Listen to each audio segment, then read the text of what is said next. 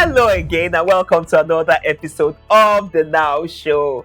As you can see, I am so excited today, and the reason being that, my guest, well, I've been trying to get him to do this, and finally, I've done it. He's normally behind the cameras, and now he's here sitting with me. My guest today, my brother, my director, my producer, Adeleke Aladekoba. Finally, we get you to do this. Yes. Wow. Yes. Thank you, Adeleke, for agreeing to do this, for agreeing to come this way rather than being at the back of the camera. It's easier when you're behind and you're not in the face of everybody. I know, even getting you to sit and it has been a bit of a challenge. Yes. Anyway, today we're talking fatherhood and talking about present day fathers, and he has a passion for this, and that's why I said to him that we needed to do this. He has a ministry, and Adeleke, it's interesting that you have agreed to sit down and we can talk about this. And I see the passion with which you talk about this when we're even having our own private discussions, and I've been saying you need to come and do this, you need to come and do this, because it's something that people need to hear. I see the passion with which you do this. I mean, your love for fathers, young fathers especially, and children, and that bond you have with your son, and I'm always amazed, and I thank God you're doing this finally. Yes, God. So thank God. And I remember in the course of our discussion, I know that this has to do with your background. Yes. I mean, your background has determined what you're doing today, concerning present day fathers and everything like that. So, Adeleke, can you take us a bit through your background? Okay. Well, when you're young and things are happening, you just go with the flow. Yes. It's an everyday thing to you. But little did I know that all those days were adding up. And my mom, I'll use this time to give tribute to her. She's an amazing woman. Well done, mommy. You've done a good job. Mom, you're an amazing woman. She is. She raised 4 kids by herself. One thing my mom never did was to compromise on our education. So all of us got the best she could provide with what she had. Yes. But as good as she did, I saw life from a woman's perspective. That shaped the way I thought, that shaped the way I reasoned, that shaped the way I made decisions. Not that is a bad thing. Yeah. It's a good thing. It's an amazing thing to be able to, feel what people feel from the emotional aspect. Okay. It gave me that, they say is a mother that can actually take time and be patient with the child, especially when he's wayward. Yes. So I think that rubbed off on me. So people say that I hope too much in people. Don't blame me, it's how I grew up. Yes. But as I came of age and I became older, and I would say lost the shackles of home to start, finding my own feet by myself, I struggled. Navigate life on your own. I struggled. When I was with people who, they appeared more confident, I would hide. And I wasn't why. I wasn't dull. When I wrote the common entrance exam in Lagos, I was the 6th best student in Lagos State. Amazing. But I didn't get admission to university for 5 years. Despite being the best student at that stage of your life. Can you imagine? When I was at university, and I trace everything back now, that many times I failed was because of I lacked confidence. Which for a man, I believe it's your father that should give you that. You should be able to see your dad and say, if dad will do that, I can do this. I can do it. And I didn't get a lot of the things that a father will. In fact, I didn't get any of it from my biological father. Not that I was a bad man. Amazing man. Because I now began to know him from second or third party information of the people we helped and everything. So I found out I was it just wasn't there. It just wasn't there. Now, as innocent as that is, he left a scar. That's right. So very funny story. I was walking by this time, and I started dating, and then all of a sudden I talked to myself a lot. The question was, okay, so uncle, when you marry now, are you going to take your wife to your sister's house? So I said, okay, that means I need to get a house. But on getting the house, I'm like, okay, how do I run a home? So it's left a lot of questions unanswered in my life. So you didn't have mentoring as per this is what you saw your dad doing. No. So you knew what you had to do. I didn't know how to love a woman. Because all my life I saw my mom take care of me. Okay. Subconsciously, I expected the women around me to take care of me. Naturally. Yes. Take care of you. Yes. So all you knew was receiving. So now, as God will have it, or as life will have it, I saw that is not real.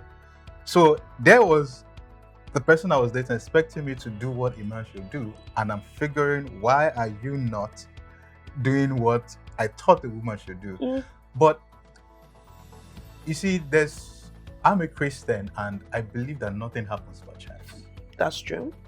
God is not a God of mistakes. No, definitely. At all. So while I was in that state, I also do graphic designs. Okay.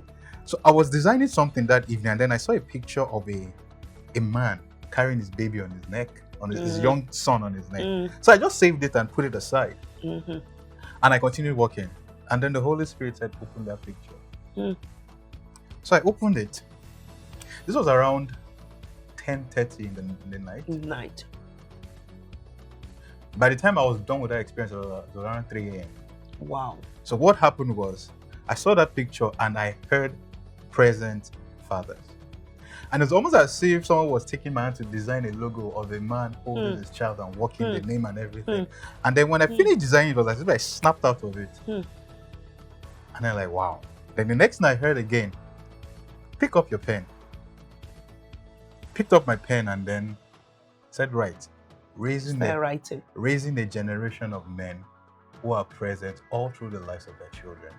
Please come again on that, because it's very important. Raising a generation of men who are present all through the lives not of sometime, all through at all times. The lives of their children. When I wrote that, this is emotional, because when I wrote that, I dropped my pen and I was angry. I said, how can you tell me to do what you never got? Wow. It was almost like I was having a heated argument. How can you tell me to do what I never had? How am I going to do? Where am I going to start from? But you see, no matter how angry you feel, you can get with God. He is God. He is God. He made everything. Yes. The entire universe is but a tiny speck of his entirety. He said, pick up your pen again. And he gave me names. I wrote down Bishop Felix Adejimo. I wrote down my teenage pastor at that time, Pastor Kola Shegelala. Wrote down my current mentor, what I call my dad, Pastor Femi Paul. Yes. And he said, can't see all of them. And he didn't say anything after that. Wow. So this was 3 a.m. I dropped my pen. I slept. The next morning, I went to see Bishop Adejimo. Some few days after that, I saw Bishop Adejimo. And he said... And I'm sure he didn't have an inkling of what had happened with you. He just looked at me. By this time, I had written down what the Holy Spirit had told me to write and, the inspiration I got. And he looked at him and said, son, this is not a ministry to men. Men is general. This is a specific ministry to fathers. Because not all men are fathers. That's right. Say that again. Not all men are fathers. Even those who are father children. No. Not all of them are fathers. You see, the thing with fatherhood is, and I learned all this going along the journey of present fathers. The only name that God shared with man is Father. Yes.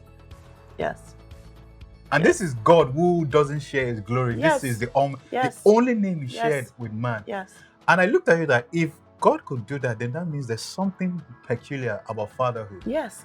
Which was what I was going to say when you were talking about him talking to you about this. That it just shows that he's the father at the end of the day. Because why would he pick you who didn't have the presence of a physical father Yeah. to do this. So it means that, what he's saying is, I've been your father all along. In fact, the funny aspect. And I've been teaching you what you're going to teach people. In fact, the funny thing is, if not me, who? Exactly. If not somebody, the Bible says that we have a high priest who in itself, he was tempted in every way. He identifies with what will fail. So he could be the best person to minister to the person who is feeling that same thing. So if we're about raising fathers, who best to do it than somebody who knows what it is? Who knows what it is? To not have one. Who has felt that void? Yeah. So I think it was Pastor Ogu that said on the show earlier before, being behind the camera, you hear a lot. You hear a lot, I know. if not him, who? Who? Yes. And that should always be our attitude when challenges come our way. Not ask questions that why me? Because really, if not you, who? So that happened. I spoke to Bishop Adeleke and he said, you know what, this is peculiar. And it took an interest in me. I spoke to Pastor Kola and he said the same thing. He said, don't worry, the Lord is with you. Yeah. And then I showed Pastor Femi Paul, and he looked at me. The first question he asked after reading it, he said that, do you have a girlfriend? And he said, someone like you needs to settle down in time and have a wife. Now, because you have a lot. Now, see what's already happening. Now, God has what I didn't get in one man. God put 3 people who could be my surrogate father. That's right. So it was almost like I did a crash course in fatherhood. Yes. And these are not people who are not reputable people. Yes. By every standard, they're successful. So if it's about running a home, I got it. Yes. If it is about being quick-witted, excellent, I got it. That's who God is. And He provides. So I looked when He says, I'll provide all of your needs. No, He provided more than I needed. Because not only did I have access to this man, who are called my surrogate fathers, because it's important we understand what surrogate fathers do. It's that, and as I say this, if you feel that, I never had that relationship with my dad, and either it was not there or it was there and not there, if you understand what I mean. God will put certain people around you that can fill that void, men that will fill that void. You need to identify them. You need to identify them. And sometimes you need to pray them into existence. Because there's this song that you're a good father. Yes. Is who you are. It's an amazing song. It's therapeutic for me. That's right. Because that is what I've experienced God as. And He sure is a good father. And when you pray, the moment you're in that space that God, this is what I want, life begins to move like a chessboard. Move and to shape. Bring them into your space. Yes. And when you identify them, sometimes it's, in short, most of the time it's going to be comfortable. Because when you're raising a child, it comes with discipline, bending. You have been used to not having it. Now you have it. So there are some things that they will say and do, and you think that was your own. And I add it with all of them. But I'm glad I stayed. Yes. I'm not there yet, but I'm so much better. In fact, I'll share 2 experiences, but in moving backwards. The most recent one is, so my wife pulled a surprise on me earlier this year with my son and her sister. Yes. And they came visiting. So we were talking and then we were driving one day, and I just asked her a question. I said, what do you think has changed since you left? She looked at me and she had this admiration in her eyes. And she said, the way you manage money is a whole lot better. Amazing. And that is because Pastor Femi Paul is an excellent manager of resources. Okay. So I picked it from him. I looked at how things might be tight, but somehow, there was always a reserve. Yes. So when they came unannounced, there was that reserve, which I was able to draw on. That was the first one of learning from a surrogate father. Yes. This is me that if the money comes, the money goes. But all of a sudden now the money comes, it is divided already. Yes. So the second one is Bishop Adeleke. When I was going to get married, I didn't tell my wife this until almost a year after we got married. So when I was going to get married, we went to Akure to spend some time. Me, her, she was then my fiancée at the Jumo's house. And then all of a sudden, my wife now was in the room, and Daddy calls me to the living room. He says, "This woman you want to marry, I'm not sure she's the one." Sir, we have big date for introduction. I said, I'm not sure she's the one. Wow. She's a good woman. You're a good guy. You guys have an amazing life. I'm not sure it's together. Except if you can tell me what convince I don't know. me. He didn't even say convince. Because if I said convince, you have let out what he was doing. Okay. Said, except if you tell me what I don't know. Ma, wow. I went into depression. My entire system. I bought a book on worry. Yes. It was that bad. I ran to my wife's teenage pastor that he laughed. He said two things. It's either indeed he has seen something that you guys shouldn't get married, or it's a test. He's testing you. I said, what kind of test is this one? He said, if it's a test, and this was just amazing. He said, if it's a test, he said, if it is real low, I don't know how you do it, you have to cancel this thing. He said, but if it's a test, he will laugh when you tell him, relax in his chair, and then tell you some things. Wow. I cut long story short, when I saw Daddy and I told him the reasons why she's my wife, the same sequence, he laughed, relaxed in his chair, and looked at me. So now you know why you want to marry. And then he said these words that I will never ever forget. And I think every man should take it important. Make it. He said a little boy can be playing football for fun. And that is all he is doing, for fun. For fun. But an adult that sees the son with potential can say, if this boy continues this way, he can become a superstar. He can end up a star. He said, I have had too many sons think they knew why they were getting married. It was just but they had no clue why they wanted to be married. I wanted to be sure you knew why. And the things it began to tell me after I passed that test, I still use it today. Because truly, a lot of people just go into things without having a clue why they're doing it and what they're doing it for. Because people want to get married, okay, because everybody's getting married. All my friends are married, so let me go and be married. Instagram marriage. Can you imagine? And they pick the wrong people, as it were.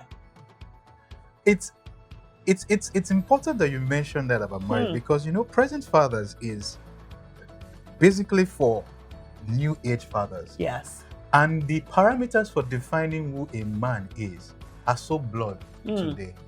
Then in our parents' time, it was the man provided for the house. He paid the school fees, did everything. Nowadays, the woman is maybe likely any more than the man. Of course, it happens. She can buy her own house by herself. She can buy her own car by herself. Yes. So the question I'm asking is, what are the what is the value added?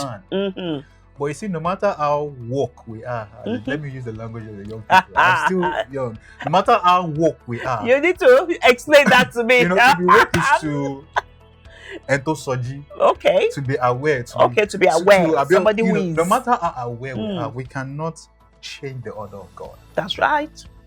Order of God is order of God. There's a reason the man is the head of the house.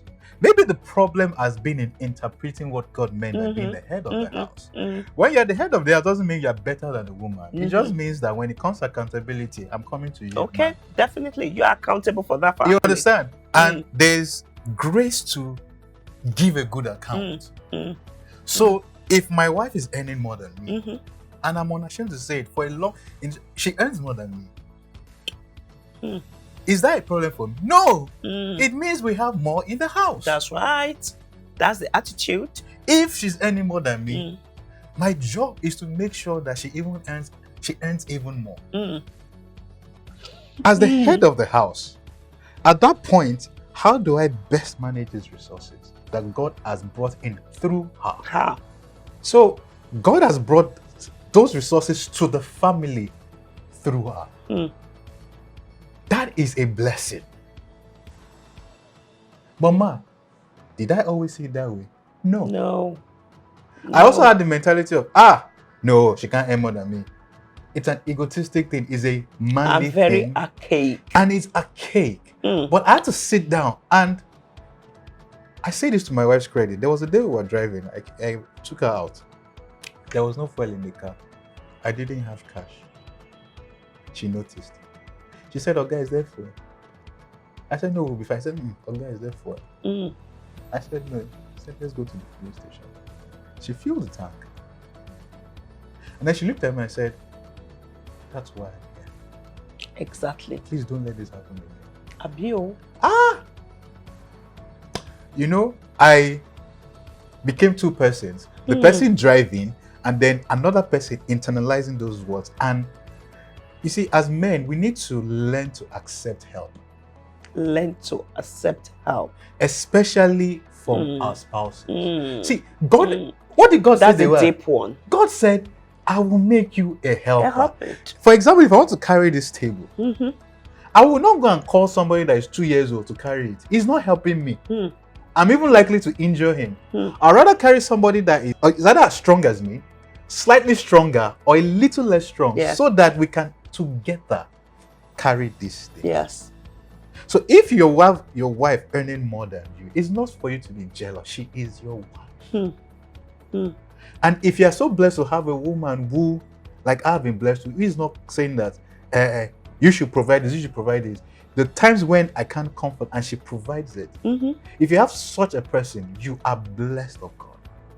I wish a lot of them could. Your job at this point is, you see, your job as a father, whether old school or is, and I learned this from my surrogate fathers, you are that platform upon which everything flourishes.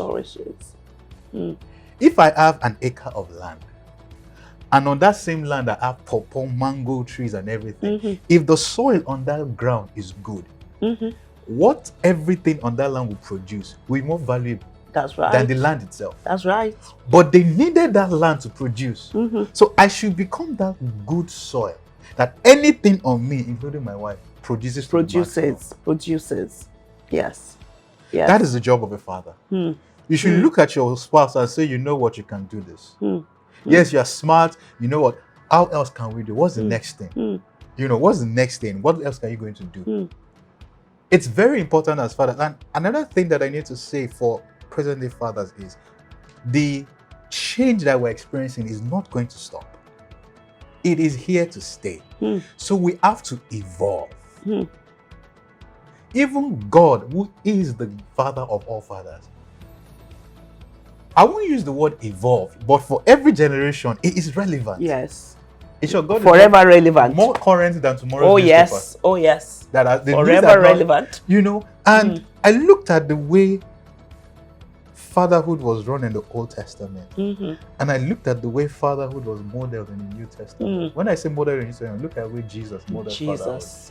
Jesus. It picked people that didn't have a clue where their life was going. Became that platform upon which they flourished. And they became authors. They became miracle workers. They became administrative people. They turned the world upside down because they had a father. That's why Jesus said that if you've seen me, you have seen the Father. And if Jesus is saying that, that means that anything you've seen me do is what the Father would do. So Peter backslided. What did the Father do? He went after him. So as a father today, what are we going after?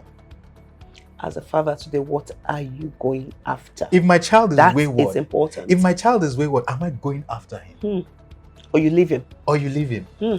I know a lot of fathers, and society has been very, very bad on, fathers today because of this whole movement, this wokeness that we have. So it's almost, you have a lot of men not even knowing, okay, you can provide the house, you can provide the car, you can do it. So what is it in it for? Is it just to have a child? That is a narrative that a lot of people are pushing. But there is so much more to fatherhood than just providing the sperm to fertilize an egg.